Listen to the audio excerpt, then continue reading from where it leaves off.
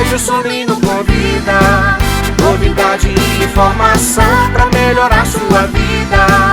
Podcast Ailson Lino convida. Olá, galera! 2026, o ano da nossa realização, o ano que a gente prometeu para ele e para nós mesmos fazer o melhor. Então tá aí, a nossa melhor versão é a atual. O assunto de hoje é bastante interessante, como todos que a gente traz aqui, né? Vamos falar de um assunto que todo mundo quer saber. O trabalho doméstico remunerado no Brasil é profundamente marcado pelas heranças coloniais, escravocratas e patriarcais.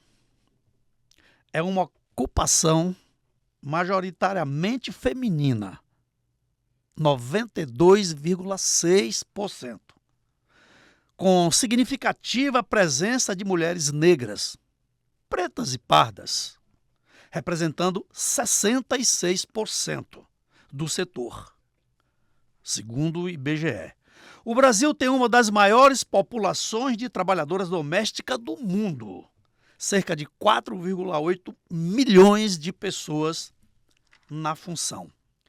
70% das trabalhadoras domésticas estão ainda na informalidade, sem acesso a direitos fundamentais, como FGTS, seguro-desemprego, 13º salário, férias, previdência social, etc. e tal. A renda média das domésticas com carteira assinada é superior muito do que aquelas que não têm carteira assinada. Mas vamos falar mais desse assunto, vamos discorrer com bastante amplitude, porque já está conosco uma convidada super especial. Ela que foi uma das fundadoras do Sindicato dos Trabalhadores e Trabalhadoras Domésticas da Bahia e hoje é secretária de formação. A dona Creuza Oliveira já está conosco. Seja muito bem-vinda, dona Creuza. Muito obrigado pela presença. Eu que agradeço. Boa tarde para você e todos e todas ouvintes, né, que estão ouvindo o seu programa. Para mim é uma honra e para o Sindoméstico também é uma honra estar aqui nesse programa, né? Para a gente dialogar. Aqui é uma roda de diálogo, com certeza. E vamos estar conversando, sim, né?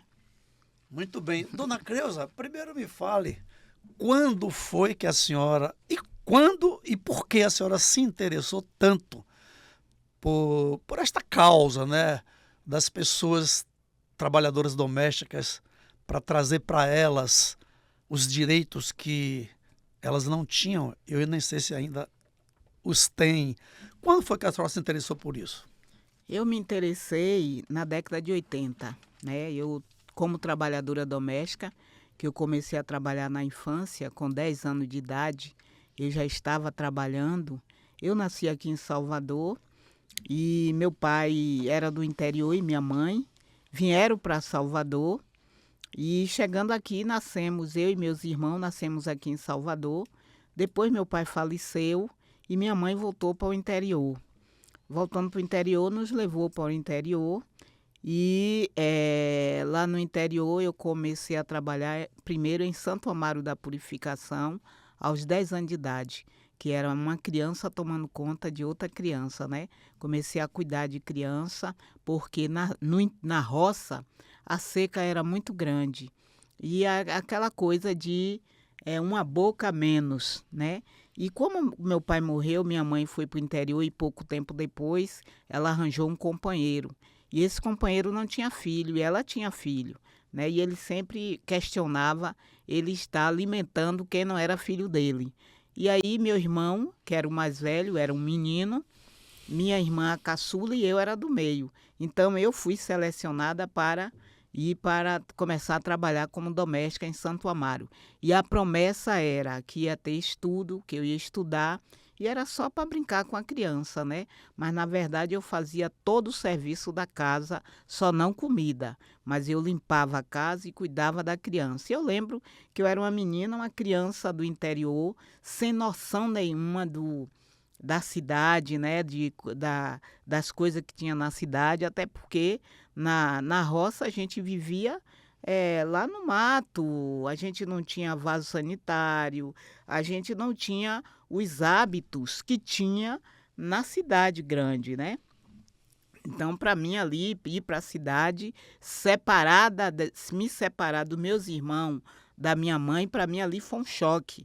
Tanto que eu lembro que eu fazia xixi na cama e ficava o tempo todo querendo voltar, mas não voltava de jeito nenhum, né? E fui lá, fiquei lá tomando conta da criança, apanhava muito, porque criança não tem noção de responsabilidade, né? Então, eu deixava cair as coisas, copo quebrava. A senhora apanhava de quem? Apanhava da patroa, né? Da mãe da criança, né? Qualquer coisa que a criança chorasse, a patroa já achava que foi descuido meu, e aí sua lerda, sua demente. Era assim, eu era tratado o tempo todo dessa forma, né? E assim foi, eu fiquei nessa casa bastante tempo. Depois eu saí dessa casa, fui para outra casa, sempre trabalhando no trabalho doméstico. Era remunerada nesta época, nessa Não, casa? nessa época não era remunerada, naquela época não tinha nem lei que garantisse salário para empregada doméstica ou a trabalhadora doméstica, não tinha salário.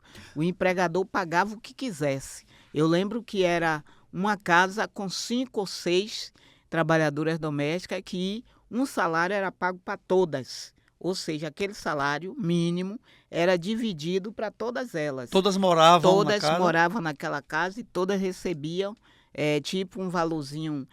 O salário tipo era R$ 400. Se tinha 4 empregadas, então era 100 para cada uma. Entendeu? Era dessa forma. Essas empregadas eram adultas, a senhora só que era criança. Eu que era criança, e criança não recebia salário. Criança comia, trabalhava em troca da comida e de roupa lavada, e de roupa usada, que eu ainda digo que é a roupa, tipo assim, a roupa da patroa não serve mais, desmanchava, fazia aquela roupa para mim, né? E a outra coisa era que eu comia resto da comida. Eu não comia comida na mesa com eles, era separado. Depois que eles terminavam de almoçar, eu lembro que as crianças deixavam a comida no prato. Criança sempre deixa comida no prato. Então a minha patroa pegava a comida dos filhos e botava em outro prato e depois botava um caldinho de feijão por cima e dizia: coma que está limpo. Né? Eu lembro bem disso, né? Então era dessa forma. Que está limpo. Coma que está limpo. E a outra coisa era que minha mãe, de vez em quando, minha mãe ia me visitar, de 6 em 6 meses. E aí minha mãe, ao chegar lá, ela perguntava se estava tudo bem. E eu dizia que estava tudo bem, né? Até porque a patroa, quando ela me batia, ela me ameaçava. Ela me ameaçava e chantageava, né? Ela dizia: olha... Eu dizia: vou dizer para minha mãe, quando minha mãe chegar aqui, eu vou dizer que a senhora me bateu. Ela dizia: diga para sua mãe que eu lhe bati. Sua mãe não vai acreditar, porque eu sou adulta, você é criança. Sua mãe vai deixar de acreditar em mim para acreditar em você? Eu vou dizer que você está dizendo isso porque você é preguiçosa, não quer fazer as coisas. E ela vai embora, vai lhe deixar aqui. E quando ela sair daqui, eu lhe pego e lhe jogo no rio. Eu lhe jogo no rio, né, que era o Rio Subaé, né? Lhe jogo no rio, você desaparece. Quando ela voltar aqui, eu digo que você fugiu. Eu digo que você fugiu. A senhora tinha 10 medo. anos, né? Nessa época. Exato. Uma criança de 10 anos. Eu tinha medo, eu acreditava piamente que ela ia fazer aquilo. E quando minha mãe chegava e perguntava: tá tudo bem? Eu dizia: tá tudo bem, manhã, tá tudo bem. Te dava direito à escola, não? Não, claro que não, né? Com essas condições. Não estudava nada. Eu só vim me alfabetizar aos 16 anos, já aqui em Salvador, né? Que aí foi que eu vim me alfabetizar. Vamos continuar ainda lá, Dona Creuza. Como é que seus pais conheceram essa senhora que a senhora foi trabalhar na casa dela? Na verdade, a minha mãe não conheceu ela, só veio conhecer depois que eu já estava lá. Na verdade, assim, em Santo Amaro tinha e ainda tem a feira, que vinha o pessoal do interior, da roça, vinha vender na feira. E geralmente essas pessoas de classe média iam para a feira fazer compra e perguntava para as pessoas, para os feirantes, né, da roça, você tem uma menina lá para trazer para mim? Eu estou precisando de uma menina para brincar com minha menina, ela vai ter escola, eu vou botar na escola, não sei o quê. E aí foi quando a cunhada da minha mãe, que ia sempre vender em Santo Amaro, chegou para minha mãe e disse, tem uma moça lá em Santo Amaro que está precisando de uma menina. E eu pensei muito em Creuza, para Creuza ir, porque Creuza lá vai ter comida, vai ter casa, vai ter roupa lavada e vai estudar. E aí, claro, né, minha mãe, prontamente, mesmo sentida, que ela não queria se separar, mas ela não queria se separar de mim, nem dos filhos, né, dos outros, mas a minha, ela me delegou para ir para Santo Amaro para trabalhar. E A aí, senhora quando ficou lá, dona Creuza, até quando e como foi a sua libertação desse local? A libertação dessa casa foi assim muito assim, né? Na verdade, eu apanhava ainda nessa casa sexualmente. O pai da minha patroa tentou abusar sexualmente de mim, né? Porque quando minha patroa saía, mais a mãe dela, né? Saíam e eu ficava em casa com ele, os outros meninos estavam na escola e eu ficava em casa com ele e com a meninazinha. A meninazinha ia dormir, eu ficava lá fazendo as coisas. E ele tentou várias vezes abusar sexualmente de mim. Não praticou o ato do abuso, mas ele praticava outros atos libidinosos, né? Para que eu psicológico, ficasse, praticou, para mim ele exato, praticou. né? Para eu ficar olhando aquelas práticas dele e tudo, né? E aí eu não... E aí ele dizia, não fale para ninguém, isso é segredo nosso e tal. E eu achava aquilo estranho, eu tinha assim um certo nojo, uma coisa assim, né? Mas eu acabava não falando com ninguém daquilo, porque ele dizia que era segredo, que eu não podia dizer para ninguém e tal. E eu realmente não falava. Mas tinha uma vizinha que ela ouvia que eu apanhava e tal. E aí um dia ela chegou para mim e falou, Creuza, quando sua mãe chegar, você diga à sua mãe que você não quer mais ficar aqui, porque a menina está muito pesada, está doendo suas costas. Aí você fala assim que sua mãe vai lhe levar daqui. Isso mesmo eu fiz, né? Ela me orientou como eu fazer para convencer minha mãe a me tirar de lá. E ainda ela disse, diga à sua mãe diga que foi sua madrinha que mora em Salvador que quer levar você para Salvador. E isso mesmo eu fiz. Cheguei para minha mãe e disse, manhã, eu não quero mais ficar aqui não, que eu tô com minhas costas doendo, o peso da menina e tal. E manhã disse, Creuza, mas ela gosta tanto de você, tanto a patroa como a menina gosta tanto de você, mas eu não quero ficar aqui.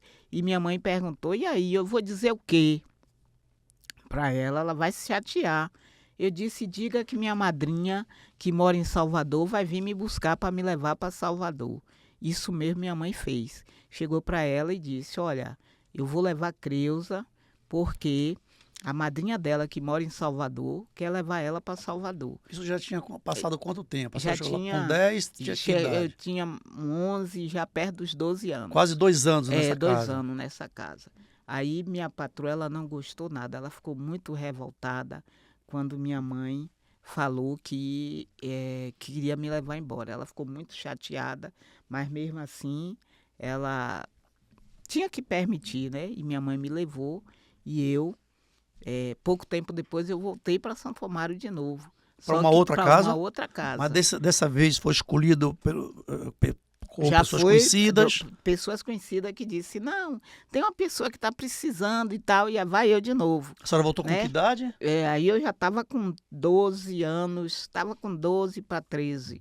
Já podia mais, já se Sim, defender de algumas coisas, já tinha podia conhecimento. me defender e tal. Né? Aí fui ser babá, agora de um menino, tomar conta de um menino e fazer o serviço da casa.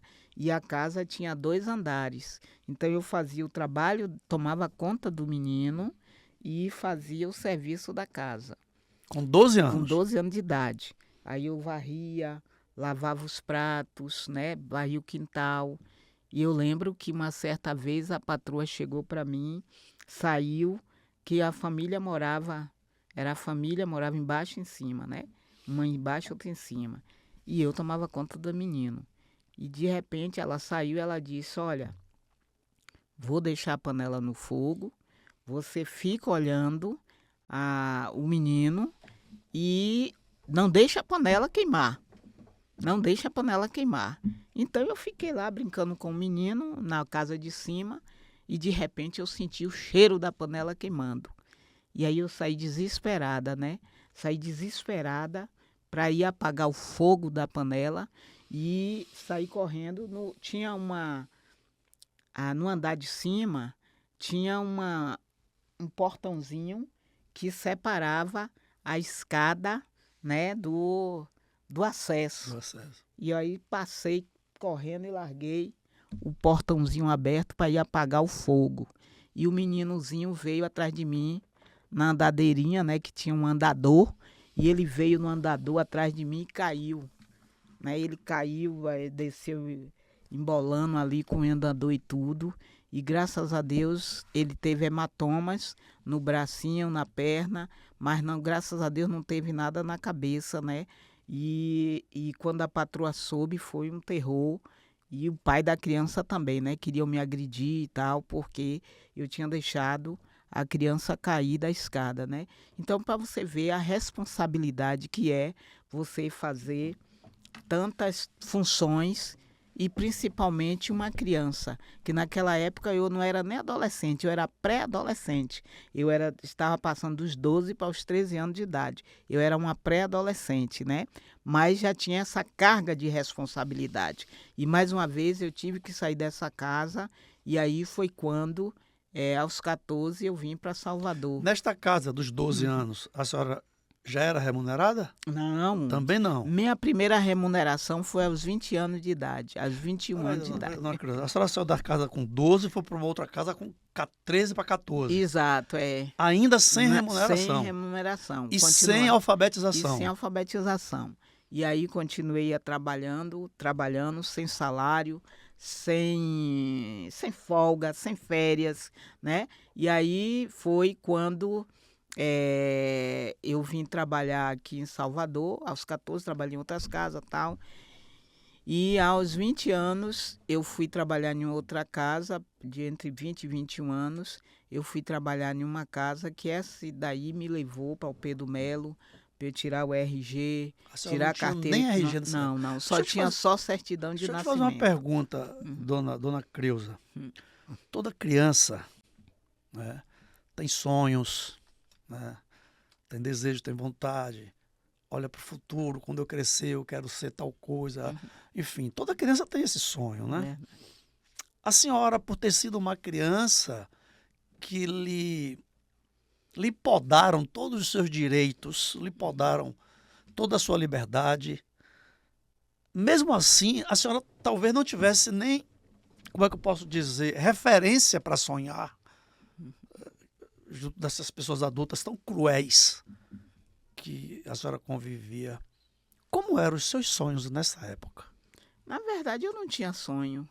Na verdade, eu não sonhava, não tinha sonhos, porque eu não tinha nem consciência do que era bom.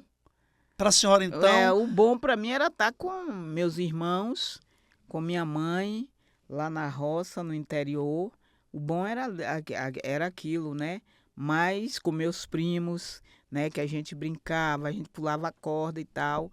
Mas não vivendo em uma casa que eram pessoas estranhas, onde tinha enceradeira para encerar chão, né? Para encerar o chão. Eu lembro que eu tinha esse joelho meu aqui, ele tinha cascão, né? Porque... De estar ajoelhado, esfregando o chão, fazendo... Passando cera no chão, né? E ainda tinha aquela história, você só vai almoçar depois que terminar. E aquelas casas eram casas imensas. Não é hoje que os apartamentos são minúsculos, pequenos, né?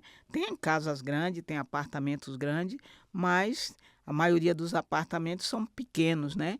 Mas naquela época não, as casas eram grandes. Eu lembro que aqui na Lapinha, onde eu trabalhei aqui na Lapinha, a casa era imensa, uma família imensa morava dentro da casa, quer dizer que era mãe e tios, avós, tudo ali morando junto. Vamos dar sequência. Né? Tipo, 3 famílias. 3 famílias não. Dentro de uma casa, dentro de um ambiente, que ali era que tinha cozinheira, tinha babá, tinha copeira. Todas essas pessoas que não ganhavam, ninguém ganhava o salário. Até porque o direito de carteira assinada foi em 73. Em 73, que foi o direito à carteira assinada, né? Salário, só em 88 que a gente passou a ter direito por lei a salário mínimo. Antes de 88, não era obrigatório pagar salário para empregada. Pagava quem quisesse. Voltando à sua história, dona Crisa, lá dos 13, 14 anos, aí a senhora veio para Salvador aos 20? Não, eu vinha com 14 anos. Com 14 para Salvador. Com 14 para Salvador. A sua alfabetização partiu daí, dos 14? Não, 16 anos. 16. Com 16 Nesta anos. mesma casa que a senhora chegou aos 14? Aí já foi em uma casa que é outra história. Nessa casa que, na verdade, me acolheu, porque eu estava em uma casa aqui em Salvador, que eu era muito maltratada, muito humilhada. A senhora foi maltratada desde a infância? Desde a infância, né? Mas nessa casa também, muito. E aí eu precisava sair dessa casa. E eu inventei uma história para poder sair dessa casa. Quem me trouxe foi um pessoal que tinha fazenda no interior e me trouxe para Salvador. E eram pessoas estranhas, desconhecidas. Estranha, a senhora acreditava no que eles falavam? Na verdade, eram nossos responsáveis, né? Que na época, quando eu era menina, minha mãe confiou e entregou. E ainda tinha aquela história de dizer, é como se fosse sua filha. E naquela época, a mãe e o pai mandiam, bata se precisar, bata, né? Até nas escolas, Duque. Os professores tinham o direito, Exato, tinham, na verdade, a autorização dos pais. Sim, com para usar palmatórias, palmatória. etc. Eu usei palmatória porque apanhei de palmatória numa escola quando eu estava antes dos 10 anos. Na primeira escola que eu fui na roça, era assim, o professor, ele castigava a gente com palmatória. Se um colega soubesse mais do que o outro, aí o colega... Tinha direito de dar bolo, né? Bolo. Dona Creuza, foi aí que a senhora, aos 16 anos, se alfabetizou, a senhora teve acesso a informações, aí a sua cabeça mudou a partir daí, a senhora já viu horizontes? Não. Quando foi que sua cabeça mudou? Aos 16 anos eu entro no Mobral, que é o Topa de hoje, né? Então eu entro no Mobral aos 16 anos. E começo, então, a me alfabetizar, aprender a escrever meu nome e tal, essas coisas, né? Mas eu estava sempre trancando, porque aí, quando eu ia trabalhar em uma casa, em outra casa, aquela casa dizia, eu não quero empregada que estude. Aí, entre o estudo e o trabalho... Não estuda, não sabe das coisas, não sabe dos direitos, né? Então, eu abri a mão do estudo para o trabalho, até porque eu não tinha para onde voltar. Eu tinha que trabalhar, no trabalho, porque eu não tinha para onde voltar. Eu perdi minha mãe faleceu, eu perdi meu pai com 5 anos de idade. A sua mãe, ela faleceu, a senhora tinha que idade? 12 anos de idade. A senhora tinha 12 anos. Então, 12. Sua mãe participou da sua trajetória nessas casas até os 12. Até os 12. Daí para frente foi a senhora e Deus. E Deus, né? Que ela faleceu. E aí depois é aquela história. Eu chego a me emocionar quando eu falo, porque chegou o tempo que eu não podia dizer, vou falar com manhinha, ou eu vou falar com... Porque eu não tinha com quem falar. Eu tinha que aceitar aquilo e ficar ali naquela casa trabalhando, né? Então, minha mãe morre eu com 12 anos de idade, né? E eu lembro Ela muito tinha bem. Que idade, dona Creuza, quando faleceu? Quando ela faleceu, ela muito tinha 40 anos. Jovem, né? E aí foi um câncer, que na época a gente não sabia que era câncer, que naquela época o câncer, né, não era como hoje. Ela as pessoas morriam no interior, ninguém sabia. Ninguém sabia, do que se tratava. Então aparecia uma feridinha na ponta da língua dela, no pé da língua. O que é isso? Será que foi o fumo que ela fumava, cachimbo e tal, né? E aí Ela chegou aí a Santo Amaro, fazer uns exames, e ela fez o exame, e o médico disse a ela, tirou um pedacinho daquela feridinha e disse a ela, volte, deu um prazo para ela voltar para poder então ter o resultado do exame. E ela não voltou. Não voltou mais, até porque sair da roça para ir para a cidade era um sacrifício. Tinha que ir de pau de arara, era aquela situação. E ela não voltou. E aquela situação foi piorando, piorando, piorando. Chegou ao ponto dela vir a óbito. E teve uma situação também, que ela não faleceu enquanto eu não cheguei. Ela ficou na cama, na pele e no osso. Não falava, não se alimentava, né? Mas ela não morria. E as pessoas diziam, meu Deus, Maria, dessa situação e não morre? Aí uma pessoa disse assim, gente, será que ela não quer ver Creuza? Aí mandaram me buscar aonde eu estava. E aí disse, não, tem que levar ela porque manhã quer ver ela. Foi até meu irmão que foi me buscar. Meu irmão tinha em torno de 14, 15 anos. Ele foi me buscar, a gente ia andando, era andar muito.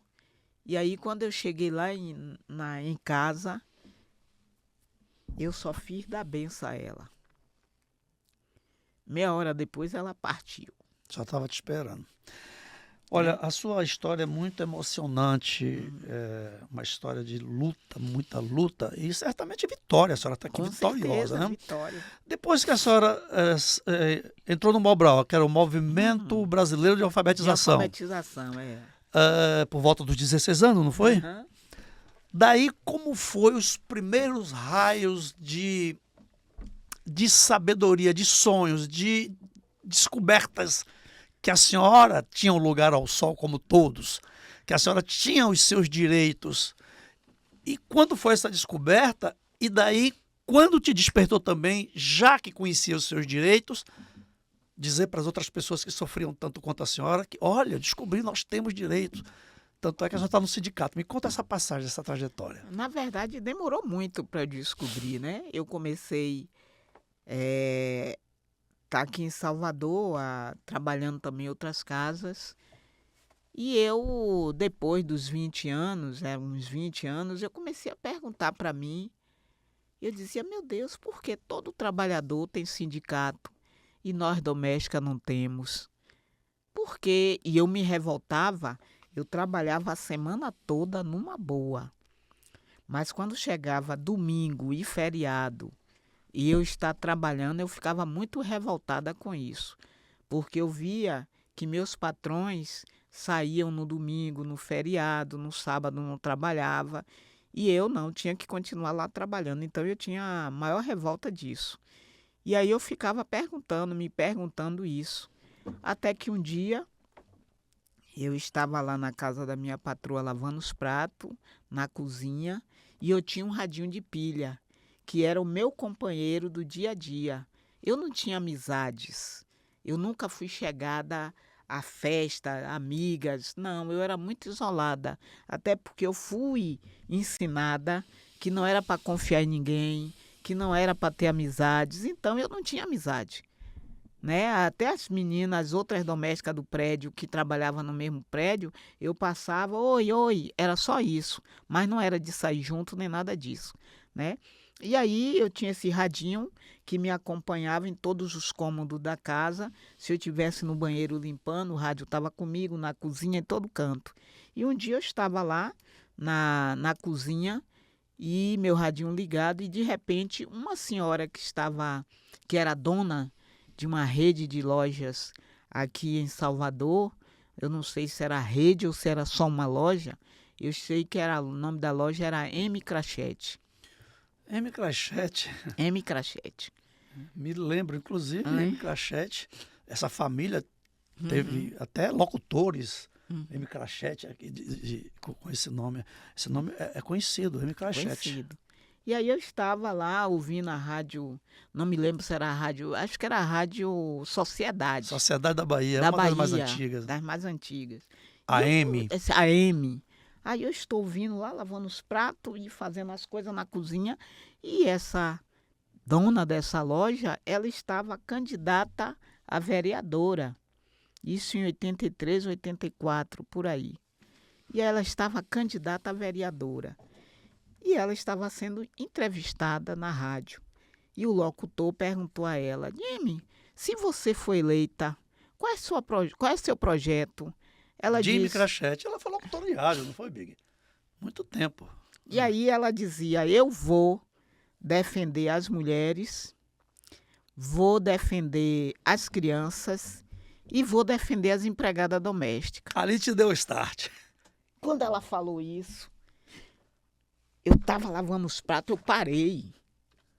Enquanto ela disse que ia defender A, B e C, mas quando ela falou D, eu parei e disse: peraí, eu nunca tinha ouvido ninguém dizer que ia defender doméstica. Ela era a primeira pessoa que estava dizendo aquilo. E eu parei para ouvir. E o locutor aí perguntou: e doméstica já tem sindicato? Ela disse: não, elas não têm sindicato ainda. Agora elas estão se organizando para criar um sindicato. Aí o rapaz perguntava: onde elas estão se reunindo? Aí disse: olha, elas se reúnem 2 vezes no mês. O 2º e o 4º domingo do mês, no Santuário Nossa Senhora de Fátima, no Colégio Antônio Vieira. Isso era 1982, a senhora falou. 82, 83, 84, era mais ou menos nisso, 83 mais ou menos. Ali há 7 anos estava nascendo o seu sindicato, mas continue. Aí ela dizia que que existia esse grupo. E aí ela falava que ela no Colégio Antônio Vieira, 2 vezes no mês, o 2º e o 4º domingo do mês, no Santuário Nossa Senhora de Fátima. E eu gravei isso. Minha patroa tirava um soninho depois do almoço. E quando minha patroa chega na cozinha, eu aí pergunto a ela. Eu não sabia onde era o colégio, nem Campo Grande, nem Garcia. E eu Era em que bairro que a senhora morava? Eu trabalhava no Nazaré. Nazaré. E o colégio no Garcia, né? Sim. E aí minha patroa chegou na cozinha, eu comecei a perguntar. Eu disse: dona fulana, onde fica o Colégio Antônio Vieira? E ela aí começa a me dizer: o Colégio Antônio Vieira fica em tal lugar, tal. Como é que eu faço para chegar até lá? Ela: você pega o ônibus que passa aqui, Garcia, passa aqui na porta. Você pega, e aí foi me dizendo. E depois ela curiosa. Aí eu fui para ela e disse: me mostre aqui na folhinha, com o 2º e o 4º domingo do mês. Aí ela foi lá e me mostrou: olha, o 2º é esse e o 4º é esse. Aí depois ela, curiosa, ela foi e perguntou: por que você está tão interessada no Colégio Antônio Vieira e no 2º e no 4º domingo do mês? Eu disse: não, foi porque eu vi uma mulher no rádio dizendo que todo 2º e 4º domingo do mês tem uma missa lá no Santuário Nossa Senhora de Fátima. E eu quero ir lá assistir essa missa. Eu não disse a ela que era um grupo de domésticas que se reunia 2 vezes no mês. Claro. E aí eu comecei a mobilizar as domésticas do prédio que eu trabalhava para ir para essa reunião. Estava nascendo ali uma sindicalista. Estava nascendo ali a sindicalista. Aí comecei a mobilizar, cada uma tinha uma desculpa. Não posso, não estou folgando, vou sair com o namorado, vou para a praia, lá vai dar alguma coisa. Perguntava assim, né? E eu chamei minha irmã, disse: vamos, que minha irmã também era doméstica. E aí a gente foi assim, eu disse: temos que chegar cedo, porque chegando lá a gente não vai achar lugar se a gente não chegar cedo. E quando eu cheguei lá foi uma decepção muito grande. Era um grupo com as 4 ou 5 trabalhadoras domésticas e aquilo ali foi como um balde de água fria, né? Eu cheguei lá assim, animada, e o pessoal me recebeu muito bem e perguntou onde eu tinha ouvido falar daquele grupo. E eu disse para elas onde foi que eu tinha ouvido. Ninguém conhecia a loja, mas a pessoa que estava dando a entrevista, ninguém conhecia, né? Mas a Jimmy Crachete, ela não sabe o bem que ela fez, tanto para mim, mas eu nunca conheci Jimmy Crachete, mas com certeza ela não sabe o bem que ela fez para mim e para várias trabalhadoras domésticas que hoje frequentam o sindicato, que hoje a gente conseguiu um conjunto habitacional lá no final de linha do Doron, que o sindicato conquistou com o governo Jacques Wagner na época, né? Que a gente conquistou um conjunto habitacional com a questão da lei das trabalhadoras domésticas, que eu passei então a participar desse grupo, né? Porque eu pensei, esse grupo é pequeno, mas quem sabe precisa de mim também para ele crescer. E daí em diante esse grupo passou a ser um projeto de vida. Eu não saía não ia para lugar nenhum se não fosse na reunião desse grupo. Todo segundo e quarto domingo do mês eu estava lá fielmente. Tinha vezes que não aparecia ninguém, mas eu sentava ali debaixo daquele pé de árvore lá do Vieira, um pé de mangueira que tem. Eu sentava, ou é mangueira ou é amêndoa, eu sentava das 2 às 5, que a reunião era de 2 às 5. Não aparecia ninguém, eu voltava para o trabalho. E assim, em 86, a gente fundou a Associação Profissional das Empregadas Domésticas da Bahia, né?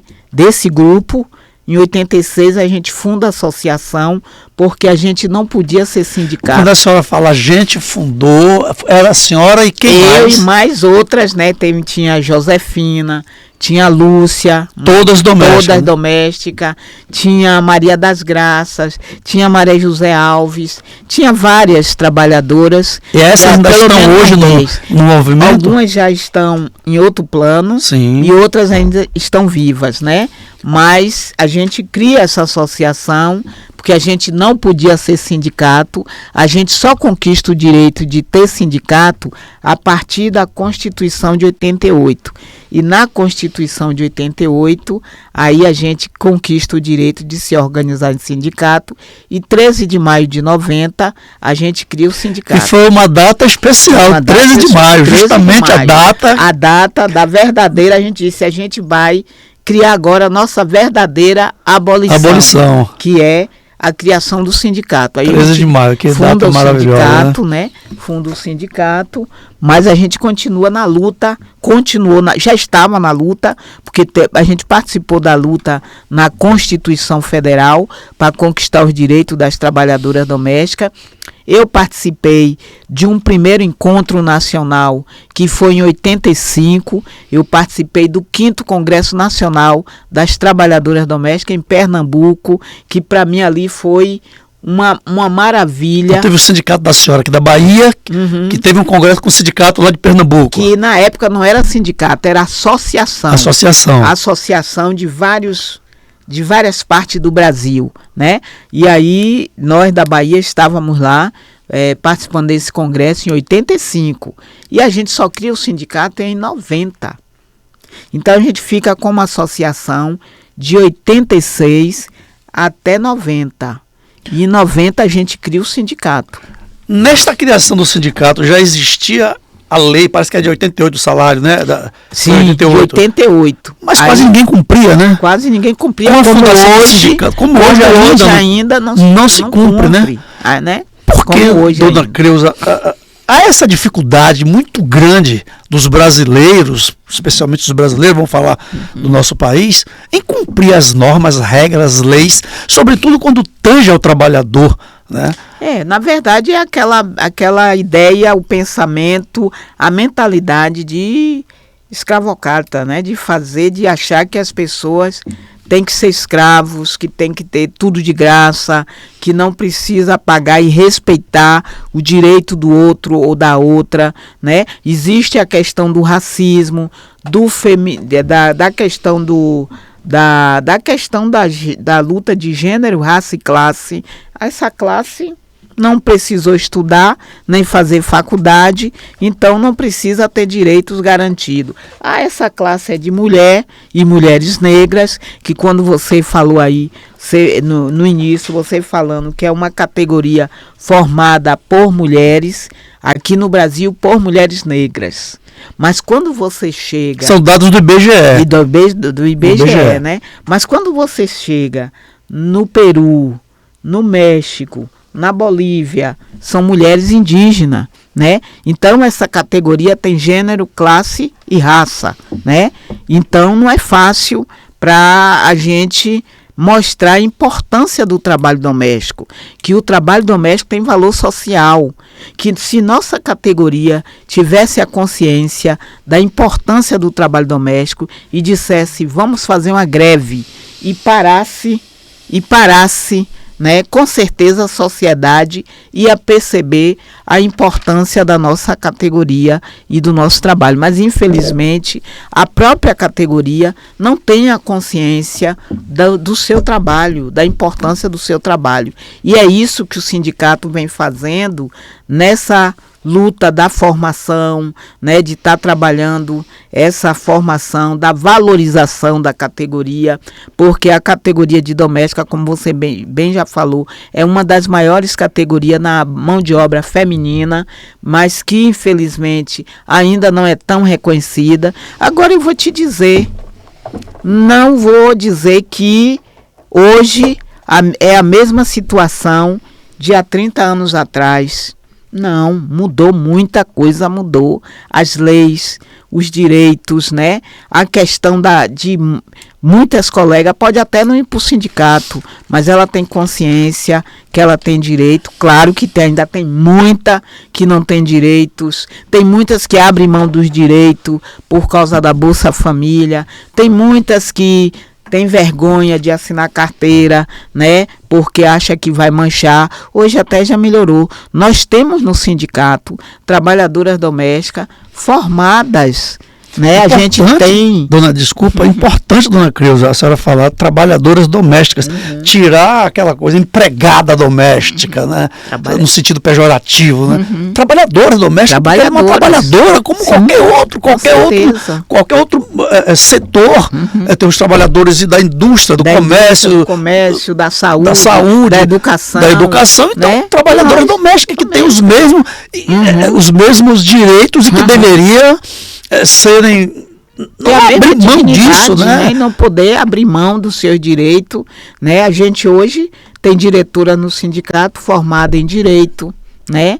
Tem formada em pedagogia, onde a gente tem incentivado, a luta do sindicato é incentivar a elevação de escolaridade da categoria. Isso não quer dizer, porque você se formou, você tem que sair da categoria. Isso é um direito dela continuar ou não, como a gente tem a Rosângela, que é formada em pedagogia e tem 22 anos na mesma casa e é secretária-geral do sindicato, né? Agora, dona Creuza, a PEC, né, das domésticas foi 2013, isso já vai mais de 10 anos, trouxe por lei bastante benefícios para a categoria. Quais desses benefícios ainda não estão sendo utilizados por quem tem direito, pelas trabalhadoras domésticas? Quais desses benefícios ainda não estão sendo e por que ainda não? Porque, na verdade, ainda os direitos ainda continuam, apesar do direito à carteira assinada, a gente tem direito a 52 anos. Quase 53 anos, o direito da carteira assinada. Foi o primeiro direito. Em 72, passou a valer em 73. Então, de lá para cá, são 53 anos o direito à carteira assinada. E hoje uma boa parte não tem ainda. E hoje uma boa parte continua sem ter o registro em carteira, né? Aí a gente tem o direito, a gente conquistou em 72, a gente conquistou carteira assinada, 20 dias de férias e contribuição da Previdência. Que para ter a contribuição da Previdência, a gente precisava ter antecedentes criminais para poder se inscrever no INAMPS, ou seja, no INSS de hoje. Sim. Né? Aí, em 88, a gente conquista salário, 13º, aviso, né? A folga nos domingos. Seguro-desemprego? Não, isso aí foi em 2013. 2013. Aí, em 2013, a gente conquista salário família, seguro-desemprego, FGTS obrigatório, porque no período de Fernando Henrique ele deixou opcional. Esse opcional ninguém recolhia, né? Ninguém recolhia. Se já não recolhe hoje, imagine sendo na opcional. época que era opcional. Aí a gente tem direito a acidente de trabalho, a gente tem direito a seguro-desemprego. Foram as conquistas de 2013, que foi uma grande luta, que foi no primeiro, na PEC das trabalhadoras domésticas, né? Na PEC da doméstica, como falava, né? A gente conquistou. Mas a gente também conquistou em 2010 e 2011 a convenção, que é a Convenção 189, que garante os direitos, mais direito do que a Lei 150. Que esse daí, o judiciário se faz de esquecido, de desentendido e não quer fazer valer. Porque a Convenção 189 garante até um dia na semana vínculo. Um dia na semana. A Lei 150 só garante a partir dos 3 dias de trabalho. Quer dizer, as famosas diaristas que não têm direito até 3 dias. A partir dos 3 dias, elas têm direito à carteira assinada. Mas na Convenção 189, garante que até um dia, se a pessoa trabalha, vai lá toda semana, uma vez na semana, a Convenção 189 garante também direitos proporcionais, entendeu? O mesmo direito e tal, entendeu? Então, a gente vem conquistando. A luta das domésticas no Brasil são mais de 80 anos. A primeira organização das domésticas foi na década de 30. Nós estamos falando aqui de mim, mas Dona Laudelina foi uma guerreira que começou a luta das domésticas em 1936, fundou a primeira associação, foi ela quem chegou aí conversar com Getúlio Vargas para que, quando foi criada a CLT, que é a Consolidação das Leis do Trabalho, as domésticas também fossem incluídas na CLT, coisa que não aconteceu e só veio depois. Em 72 foi que a gente conseguiu a carteira assinada e tal. Muito bem. Então a luta não é de agora. Não é de agora. Não. Dona Creuza, me fala o seguinte, aqui no Brasil, especialmente no Nordeste, eu falando mais de Bahia, que é o lugar onde eu vivo, onde a senhora vive, né? A gente tem mais um conhecimento do local que a gente vive. Ainda é notório as pessoas migrarem, né? O êxodo rural, vamos dizer. A mesma situação que aconteceu com a senhora anos atrás, onde os pais não tinham condição e alguma pessoa da cidade, com falsas promessas de que aquela criança ia estudar, ia ter um lugar melhor e por isso ia viver aquele velho termo, é como se fosse família. A família, como se fosse da família. Tudo isso era ilusão. Até hoje a gente vê que ainda existe isso, né? E como existe, com certeza. Tanto existe que hoje a gente vê trabalhadoras domésticas sendo resgatadas do trabalho escravo. Análogo à escravidão. Né? Que ainda hoje a gente vê isso. Eu nem chamo de análogo. Porque o análogo é o que parece. Que parece. Na verdade, é escravo mesmo. Escravidão. Porque uma menina que começou a trabalhar com 9 anos, 6 anos, 7, 8, 9, 10 anos de idade, e hoje, aos 60 anos, está sendo resgatada daquela casa. Escravidão total. Nunca teve férias, nunca teve salário, teve vida, nunca teve né? nada, não conviveu, só conhece aquele mundo. Então essa pessoa foi escrava a vida toda. Com essa conversa de da família. Ela é da família, mas ela não está no testamento, ela não está na herança. Ela não tem os direitos básicos, ela não da subsistência. Com certeza. Comer resto, ela pelo amor de Deus. Comer resto sobra, né? Tem o quarto lá do fundo, que é o quarto do despejo, que é o quarto do depósito de coisas que não presta e bota lá no quarto. Mas graças a Deus isso a gente já tem, aí os sindicatos já tem voz, sim, a senhora, pessoas lutadoras iguais à senhora que está aqui lutando por esse direito. Exatamente. Que é nosso, que é do ser humano. Agora, as pessoas, né, as trabalhadoras domésticas, como que elas fazem para ter acesso a essas informações? Porque muita gente, assim como a senhora não tinha no passado, foi Jimmy Crachete falando no rádio, a senhora falou, a minha liberdade está aqui. Eu eu acredito que hoje ainda tem trabalhadoras domésticas que continuam nessa escuridão, né? Continua. E que não sabe por onde começar. Onde é que está hoje os colégios Vieiras, né? Das terças e quintas que a senhora ia, né? Como fazer para a gente, para o sindicato, difundir essa ideia, falar para todo mundo, olha, a gente existe, a gente tem direito, é esse o direito. Como é que as pessoas, que a senhora mandaria uma mensagem para que as pessoas tivessem esse acesso? A gente continua as reuniões no segundo domingo do mês, né? Todo segundo domingo do mês, de março a dezembro, aí para janeiro, fevereiro e março começa. Todo segundo domingo do mês a gente tem reunião lá no sindicato. A gente tem também cursos de formação. Ótimo, que a gente exerce, ou seja, executa curso de formação no sindicato, nos colégios. Inclusive agora nós tivemos a formação de mais de 150 trabalhadoras domésticas aqui em Salvador, em Feira de Santana, que é o curso de cuidadora. Esse curso é gratuito? Sim, e é o IFEBA, o Instituto Federal da Bahia, sim, quem certifica, que é o projeto Mulheres 1000 do governo federal, executado pelo Instituto Federal da Bahia e outros institutos pelo Brasil, né? E a gente tem também palestra que a gente faz em escolas públicas, em universidade. Aqui é o momento que a gente está dando entrevista, que as trabalhadoras domésticas ouvem, né? Como eu ouvi no rádio e fui, né? Mas infelizmente ainda tem muito comodismo. Aquela coisa de deixa pra lá. Seria um medo, não, de perder aquele, entre aspas, emprego, aquela subsistência? Até porque eu acho que não é medo, porque minha vida do portão para fora não interessa para onde eu vou, o que eu faço, com quem eu faço. Nem todo mundo é destemido igual a senhora, né? Tem pessoas que não têm essa consciência. É isso, exatamente. E tem muitas que vão no sindicato, resolvem questões, mas não querem se associar. Por que será, dona Creuza? Porque é aquela coisa de eu quero que alguém lute por mim. E às vezes me encontra, eu conheço, eu acho ótimo a sua luta. E por que você também não vai? Estou lutando por você, porque você não se alia a mim, porque né? Você não vem para se aliar fortalecer, também, né? A nós. O sindicato não é Creuza só.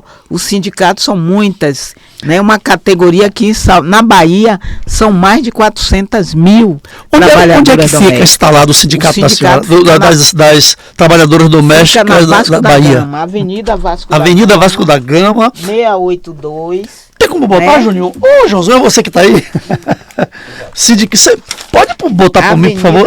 Sindicato das Trabalhadoras e Trabalhadores Doméstico. Estado da Bahia. Do Estado da Bahia, tá aqui. Avenida Vasco da Gama. Aqui, né? Onde é? Avenida Vasco da Gama, 682. Sindicato dos Trabalhadores e Trabalhadoras Domésticas do Estado da Bahia. Cadê? Deixa eu ver aqui. Tem como ver aqui no Joãozinho? Se botar... tem o endereço eletrônico, dona Creuza? Tem. Juninho vai colocar ali pra gente. Aqui é bem pequenininho, tá aqui pequenininho, mas... Deixa eu passar para Juninho aqui. Ô, Juninho, você quer?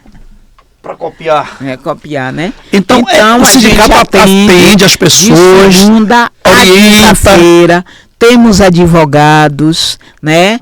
Temos advogado, tem curso de capacitação, a gente faz os cálculos das trabalhadoras quando elas são dispensadas e vão ao sindicato, fazemos os cálculos. Depois de fazer o cálculo, chamamos o empregador, a empregadora no sindicato, mandamos carta, chamamos para tentar resolver no sindicato. Se a gente não consegue resolver no sindicato, aí vai para a justiça. Aí os advogados acompanham na Justiça do Trabalho, né? Quero pedir à senhora um segundinho de pausa, que eu vou fazer uma breve viagem aqui agora, tá? Eu vou viajar com você a bordo de um Chevrolet. E quando eu digo a bordo de um Chevrolet, eu digo que o melhor caminho para você ter direito a um carro com a tecnologia de ponta, direito a dirigir um carro com a máxima segurança, direito de comprar esse carro sem pagar juros, através do consórcio. O consórcio Chevrolet está fazendo grupos super especiais, onde te proporciona a possibilidade de contemplações mais rápidas. Isso porque tem o lance livre, cada um dá o que pode, o que quer, o nome já diz. Tem o lance fixo, que nesta modalidade todos vão ser contemplados com apenas 30%. O consórcio Chevrolet também aceita o seu carro como lance de qualquer marca e te dá um troco se você não quiser usar no todo. E depois de contemplado, essa antecipação que você fez com o seu carro, você vai reduzir os valores das parcelas vincendas ou encolher o prazo de pagamento. Mas se você não tem lance livre, não tem lance fixo, nem carro para dar lance, a gente também pensou em você. O consórcio Chevrolet disponibiliza um percentual da própria carta de crédito para você ofertar de lance. Portanto, só precisa da sua boa vontade. Você vai apontar agora a câmera do teu celular para o QR Code, que o Juninho vai colocar aqui na tela agora, o Joãozinho, e aí o seu contato vai cair aqui no nosso contato, tá certo? E a gente vai te dar, a equipe do consórcio Chevrolet vai te dar uma atenção, um atendimento humanizado, assim como o Sindicato das Trabalhadoras e Trabalhadores Domésticos do Estado da Bahia. Consórcio Chevrolet da fábrica para você. Agora, dona Creuza, uma coisa que eu quero perguntar à senhora. Tem tantos direitos hoje, né, para as trabalhadoras domésticas, como todos os demais trabalhadores.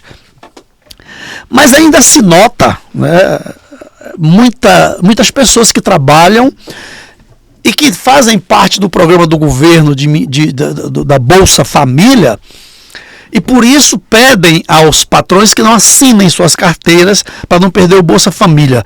Isso ainda existe? Por que fazem isso? Isso, na verdade, isso é uma desinformação terrível. Porque para ambos os lados, né? Para ambos os lados, né? E aí a desinformação acaba prejudicando. Porque a trabalhadora, ela pode sim ter a Bolsa Família e ter a carteira assinada, né? Aí, no caso, se ela recebe 600, ela vai passar a receber 300, que está com a carteira assinada depois de um período que ela está com a carteira assinada, recebendo salário. Na casa dela tem mais alguém que também, né? Mas se é só ela na casa que recebe o salário, a carteira dela não impede dela de estar assinada. É uma importante informação, muito importante, para dizer para todas as pessoas trabalhadoras domésticas de que não precisa abrir mão da sua carteira assinada por conta de Bolsa Família, vai continuar recebendo. A dona Creuza está firmando isso aqui. Diminui, entendeu? Depois de um período que ela está com a carteira assinada e tudo, o valor diminui, porque ela estava sem trabalhar, mas agora ela está trabalhando. Mas ela também tem que pensar no amanhã, o INSS dela, aposentadoria, ou até se não for para aposentadoria, problema de saúde, uma gravidez para receber a licença gestante, sim, um auxílio doença, né? Ela precisa. É muito importante a carteira assinada para ter todos esses direitos. Além de ter que contribuir para contar com tempo de contribuição para quando ela chegar à idade para se aposentar. Sem contar, dona Creuza, de que a carteira assinada ela também tem o direito para laborar as horas certas por semana. Trabalho, o FGTS dela que vai ser recolhido, o depositado, para ela receber o seguro-desemprego quando ela ficar desempregada. E se ela não assina a carteira, como é que ela vai ter esses direitos que se suou para se conquistar? Não foi fácil. Deixa eu te fazer uma outra pergunta, dona Creuza. Nosso tempo está assim meio escasso, mas eu quero te fazer mais uma pergunta. Existem, né, em outras classes trabalhadoras os seus respectivos sindicatos que eles cuidam muito daquela ideia, daquela coisa do trabalhador não estar acumulando funções pelo mesmo salário, né? Então, se um trabalhador da indústria ele é contratado para fazer tal cargo, ele não pode acumular função sem ter um salário respectivamente aí das funções. No caso dos domésticos, uma empregada doméstica, uma trabalhadora, vamos esquecer essa palavra empregada, uma trabalhadora, um trabalhador doméstico, né? Ele acumula a função naturalmente ou dentro da regra do sindicato existem funções, por exemplo, a trabalhadora ela vai lá lavar, cozinhar, lavar roupa, passar, cuidar de menino, não sei o que. Isso não é um acúmulo de função? É um acúmulo de função e isso não pode acontecer, a trabalhadora não pode aceitar isso, né? Infelizmente a trabalhadora acaba aceitando para não ficar desempregada, mas isso não está correto. Importante ela cuidar de um idoso, ou cuidar de criança, ou cuidar de uma pessoa deficiente e fazer as funções da casa. Se ela é cuidadora, é cuidadora. Se ela é motorista particular, é motorista. Se ele é caseiro, é caseiro. Se ele é piloto de um avião, que é avião particular, é doméstico também, claro. Né? Então, tem que saber isso. Ela não pode ficar aceitando. A gente vê uma coisa assim, que a gente tem lutado muito e temos falado muito da importância dos empregadores criar seu sindicato. Porque se os empregadores criam o sindicato, a gente pode fazer acordo coletivo. Lá em São Paulo, que é o único estado que tem sindicato patronal, existe o acordo coletivo. E esse acordo coletivo tem as funções determinadas. Para cada função existe o acordo de salário. Importante. Isso. Tem a questão dos planos de saúde, tem cesta básica, tudo isso. E na maioria dos estados não tem sindicato patronal. Por enquanto. Né? Por enquanto. Vamos lutar por isso. Dona Creuza, nosso tempo acabou. Eu quero muito te agradecer. O bate-papo aqui foi muito bacana, esclarecedor, principalmente para as pessoas que estão aí à margem do esclarecimento, né, da luz. Os sindicatos estão aí para vocês se protegerem, sobretudo o sindicato dos empregados, né, dos trabalhadores domésticos do estado da Bahia. Nós temos aqui a secretária de formação, que é a dona Creuza, que está lá de braços, portas e coração abertos para esperar vocês, para te dar todas as informações que você precisa, né? Porque, amigo, trabalhador, todos eles têm seus direitos, não abre mão não. Olha que bacana tê-la aqui, a sua história é linda, viu? Eu agradeço pela oportunidade e dizer que, como bem você falou, o sindicato está lá de segunda a quinta, de 8 às 11h30 e das 14 às 16h30 lá atendendo, dando informação, né? Temos o jurídico e é isso, né? Faça como eu fiz. Muito obrigado pela sua presença. Eu que agradeço. Tá bom? Eu que agradeço. Nós vamos nos ver daqui para frente outras vezes, tá bom? Obrigado. Pois é, galera. E aí, chegamos ao final de mais um podcast. Ailson Lino convida. Olha que assunto bacana, hein? Então bate na porta do vizinho. Fala pra galera que o podcast Ailson Lino convida tá sim de entrevistas bacanas. Valeu, até a próxima. Fui! Ailson Lino convida, novidade e informação pra melhorar sua vida. Podcast Ailson Lino convida.